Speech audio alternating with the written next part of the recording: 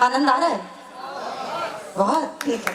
तो आपको बताते चलें कि सचमुच ऐसी आनंद देने वाली शामों को सजाना आसान नहीं होता, बहुत मुश्किल होता है। बहुत सारे लोगों का सहयोग चाहिए होता है इस तरह की शामों को सजाने में, संवारने में और उसके बाद उन्हें आप तक पहुंचाने में।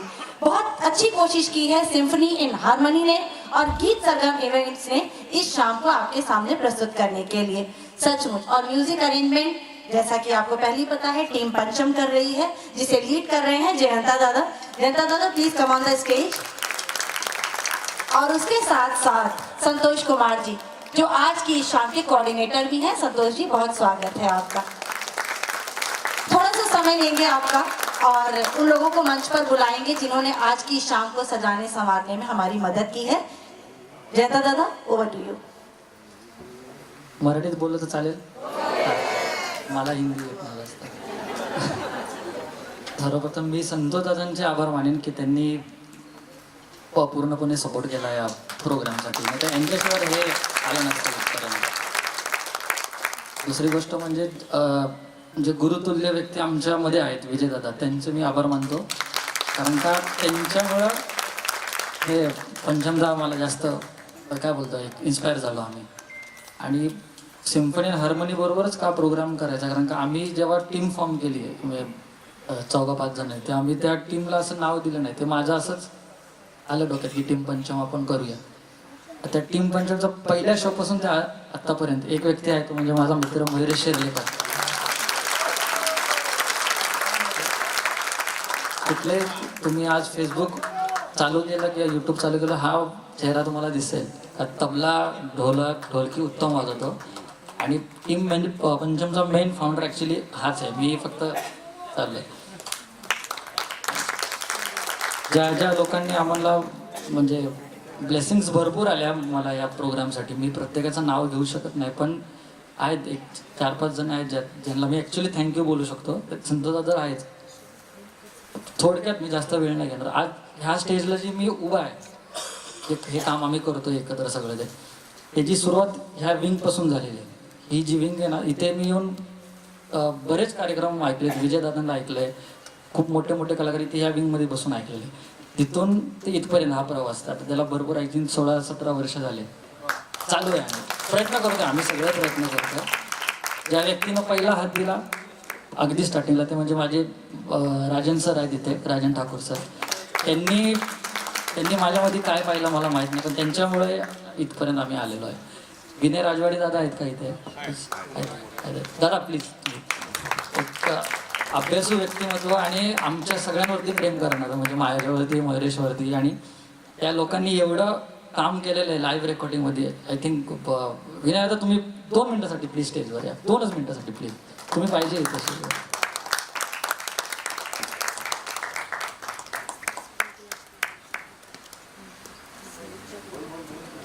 या. आज विजयदादा माझे गुरु आहेत इथे. म्हणजे त्यांनी एवढे मोठे मोठे कार्यक्रम केले, एवढे रेकॉर्डिंग्स वाजवले.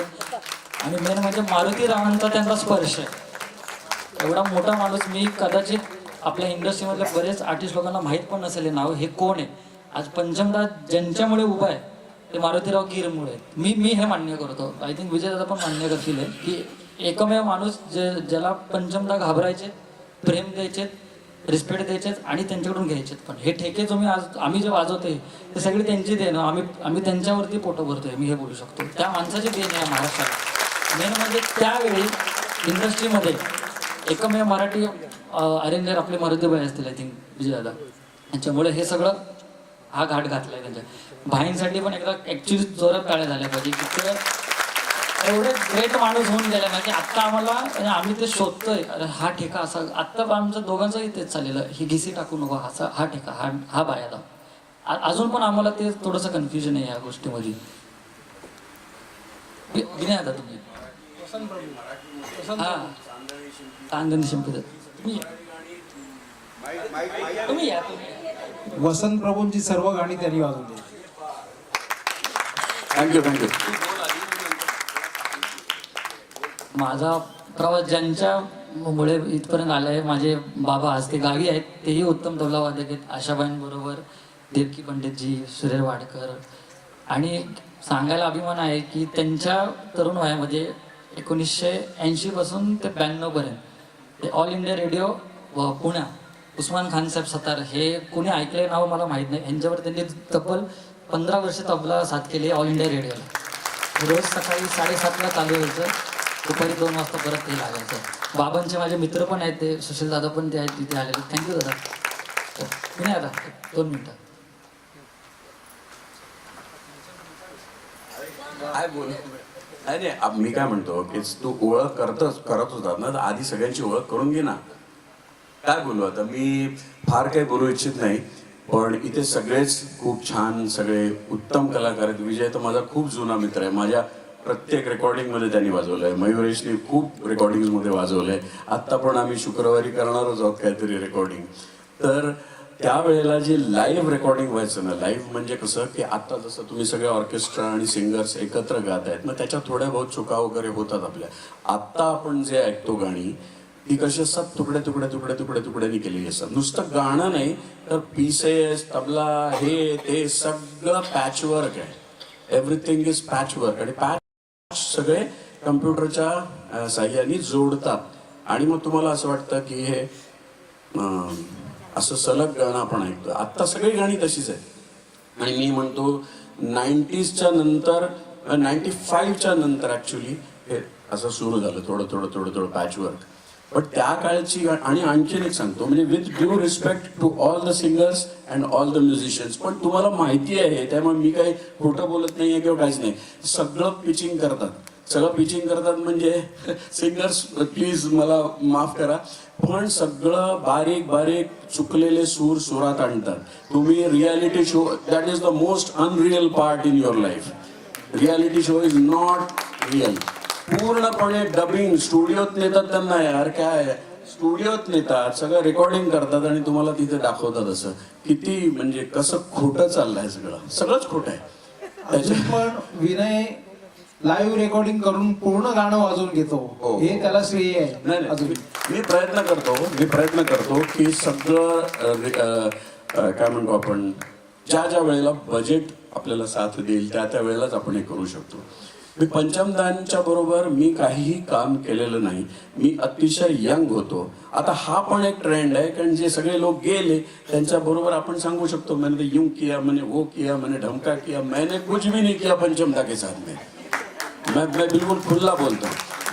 मैं सिर्फ इतना मेरा नसीब था कि एक बहुत बड़े संतूर प्लेयर थे पंडित उल्लास बापट जी. उन्होंने मेरा एक गाना बजाया था 1991 में. हाँ, मनोरिदा भी.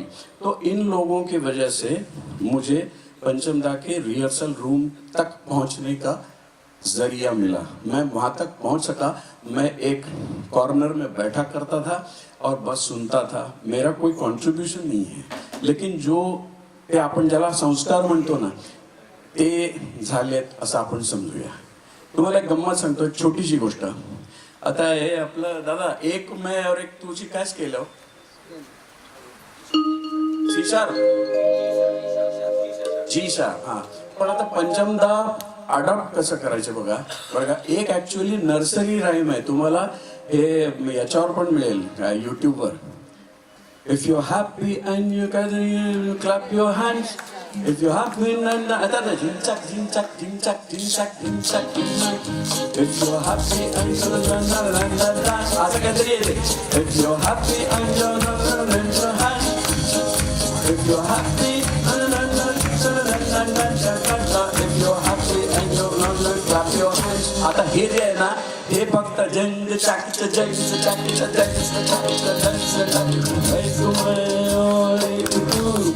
आता कसं बसवलंय, हे याला चोरी नाही म्हणत, चुकू नये असं म्हणू नका. मग अशाने तर मग मी एखाद्या रागावर आधारित एखादं गाणं म्हटलं, एखाद्या रागावर, मग काय मी त्या रागातनं चोरी केली आहे? नाही, असं नाही. त्याच्यासाठी एक प्रतिभावान माणूस असावा लागतो. आणि पंचमदा म्हणजे कुठे होतं ते. तेव्हा मी तुम्हाला सांगतो, एक गाणं मी आता काल एका मोठ्या गायकाचं ऐकलं आणि मी थोडासा शॉक झालो. खूप लोकांना माहिती असेल, काही लोकांना नसेल माहिती. आपलं ते जहाँ तेरी ये नजर है, मेरा आरडी बर्मनच ना. हा, त्याच्यात मेजर मायनरचा कसा फरक केला बघा. जेव्हा तेरी नजर कायच केलं मित्रा, हा ई. आता मेजरच ठेव, मायनर करू नको. म्हणजे सा ग प हे शुद्ध गंधार. ओके. जहा तेरी ये नजर है हम. आणि म्हणतात काय, मेरी जान मुझे खबर है. चुकलं. मेरी जान मुझे खबर है. तिथे मायनर झालाच पाहिजे. तुम्ही गाणं ऐका, तुम्हाला फटकन मायनर कॉर्ड येते. आणि कसं, जहाँ तेरी ये नजर है मेरी जान मुझे खबर है. No no no no no no no, मेरी जान मुझे खबर है. हे व्हायलाच पाहिजे. हे आहे पंचमदा. मेजर मायनर का काय सुंदर हे केलेलं आहे. पण गंमत सांगतो आपल्याला, एकच मिनिट घेईन मित्रा. हे मी म्हणण्याचा खूप ठिकाणी प्रयत्न करतो की खूपशा लोकांना म्हणजे एवढं काही मोठं कर्तृत्व मला वाटत नाही.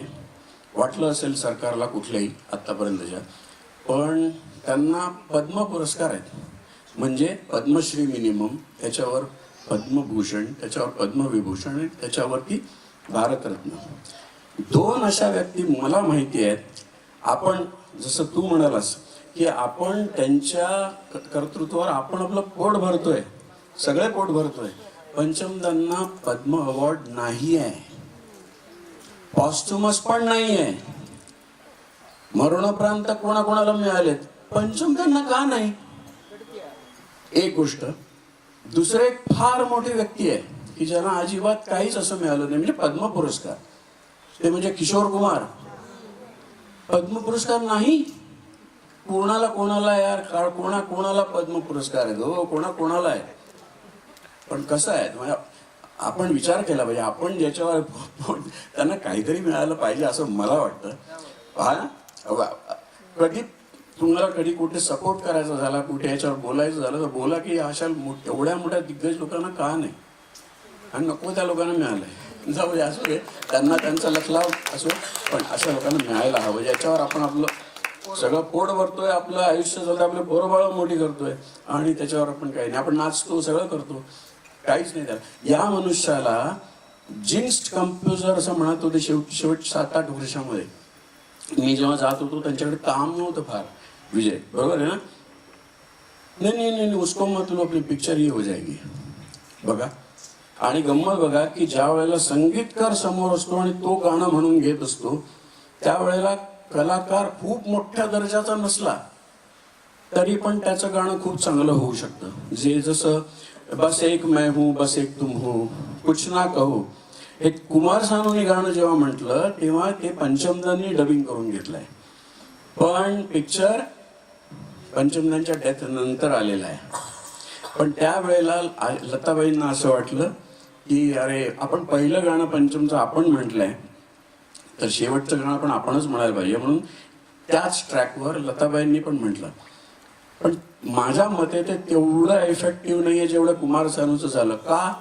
कारण कुमार सानूचं डबिंग करत असताना दादासमोर होते. लताबाई जरी असल्या त्या तरी त्यांना म्हणवून घेणारे दादाच नव्हते तिथे.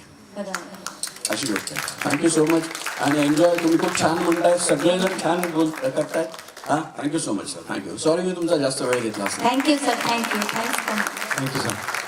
विजय ji please sir come on the stage. आप वो लोग हैं जिनका सम्मान करके सम्मान भी सम्मानित हो जाए.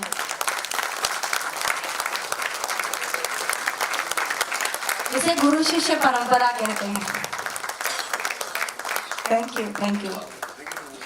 सर ने अभी जो बात कही कि उन्हें वो सम्मान नहीं मिले हैं, इस पर हम इतना ही कहेंगे कि वो किसी सम्मान के मोहताज ही नहीं है. और उसके साथ साथ ये वो नाम है, ये वो सम्मान है जो जब आरडी के साथ जुड़ेंगे तो उनका और सम्मान बढ़ जाएगा. ये हमारे मन का भाव है. एक 10 मिनट का छोटा सा ब्रेक ले रहे हैं और 10 मिनट के बाद संगीत का ये सफर हमारे इन्हीं कलाकारों के साथ, इन्हीं संगीतकारों के साथ जारी रहेगा. सप्तर्षि कुछ कहना है? बाहर का ओके, बाहर स्नैक्स काउंटर है आपके लिए. आप प्लीज वहां जाकर अपनी थोड़ी सी पेट पूजा कर सकते हैं. उसके बाद संगीत की पूजा शुरू करेंगे. Thank you. Thank you.